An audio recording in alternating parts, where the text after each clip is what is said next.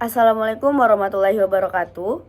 Perkenalkan, nama saya Raudatul Jana Serenate dengan NPM D1C023060 dari Prodi S1 Jurnalistik Fakultas Ilmu Sosial dan Ilmu Politik Universitas Bengkulu. Baik, di sini saya akan menjelaskan apa itu manajemen media cetak. Baik, yang pertama itu saya akan menjelaskan apa itu manajemen media cetak. Manajemen media cetak mencakup pengelolaan di konten, produksi, distribusi, pemasaran, dan anggaran untuk produk cetak seperti memberi kualitas dapat mencapai audiens secara efektif. Baik, itu saja yang dapat saya jelaskan pada materi manajemen media cetak. Saya Raudatul Jana Sarinate mengucapkan terima kasih. Wabillahi taufiq wal hidayah. Wassalamualaikum warahmatullahi wabarakatuh. Selanjutnya itu ada kontributor atau penyumbang naskah atau tulisan secara struktural tidak tercantum dalam struktur organisasi redaksi. Ia terlibat di bagian redaksi secara fungsional dan juga ada di dalam iklan media cetak. Media cetak merupakan suatu media yang bersifat statis dan mengutamakan pesan-pesan visual. Media ini terdiri dari lembaran kertas dan sejumlah kata, gambar, atau foto dengan tata warna dan halaman putih.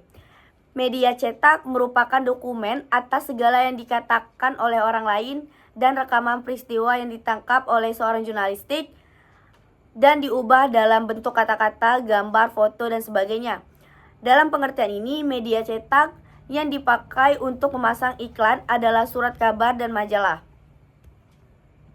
Setiap peran ini penting dalam menciptakan berita yang kualitas dan informatif. Selanjutnya ada fotografer. Wartawan, foto atau juru potret, tugasnya mengambil peristiwa atau objek tertentu yang bernilai berita atau untuk melengkapi tulisan berita yang dibuat wartawan tulis. Ia merupakan mitra kerja yang staraf dengan wartawan tulis atau reporter. Jika tugas wartawan tulis menghasilkan karya jurnalistik berupa tulisan berita, opini, dan feature, maka fotografer menghasilkan foto jurnalistik. Selain reporter, media massa biasanya memiliki pola koresponden atau wartawan daerah, yaitu wartawan yang ditempatkan di negara lain atau di kota lain di luar wilayah di mana media massa mereka berpusat. Baik, yang ketiga itu ada redaktur pelaksana. Redaktur pelaksana bertugas mengawasi dan mengedit berita sebelum dipublikasikan agar berita yang mereka sebarluaskan kepada masyarakat itu secara efektif dan tidak hoaks. Mereka memastikan bahwa konten yang dihasilkan akurat, jelas, dan sesuai dengan gaya penulisan yang ditetapkan oleh media. Redaktur pelaksana juga sering berkoordinasi dengan wartawan untuk mendapatkan informasi dan klarifikasi lebih lanjut tentang berita yang ditulis. Selanjutnya yaitu wartawan. Wartawan itu sendiri adalah individu yang bertugas mengumpulkan, menulis, dan menyampaikan berita.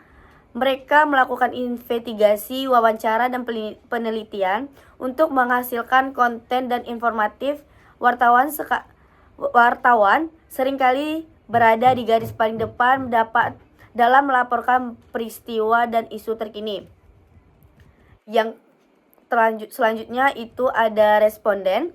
Dalam konteks penelitian atau survei, responden merujuk pada individu yang memberikan informasi atau menjawab pertanyaan yang diajukan. Dalam jurnalisme, responden bisa merujuk pada sumber berita yang memberikan informasi kepada wartawan seperti saksi, ahli, atau tokoh masyarakat.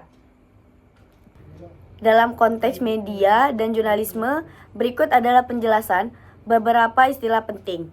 Yang pertama, itu ada pimpinan redaksi. Pimpinan redaksi ini adalah posisi tertinggi dalam sebuah manajemen seperti koran, majalah, atau stasiun televisi.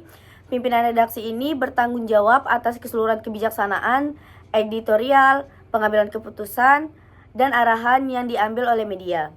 Mereka juga mengawasi semua kegiatan redaksi dan memastikan bahwa konten yang diproduksi sesuai dengan visi dan misi media mereka. Selanjutnya itu ada sekretaris redaksi. Sekretaris redaksi itu sendiri berfungsi sebagai penghubung antara pimpinan redaksi dan tim jurnalis. Mereka mengelola alur kerja di redaksi termasuk penjadwalan pengorganisasian rapat, pengawasan deadline. Sekretaris redaksi juga dapat terlibat dalam pengeditan konten dan memastikan bahwa semua materi yang dipublikasikan memenuhi syarat standar yang ditetapkan. Selanjutnya yang ketiga itu ada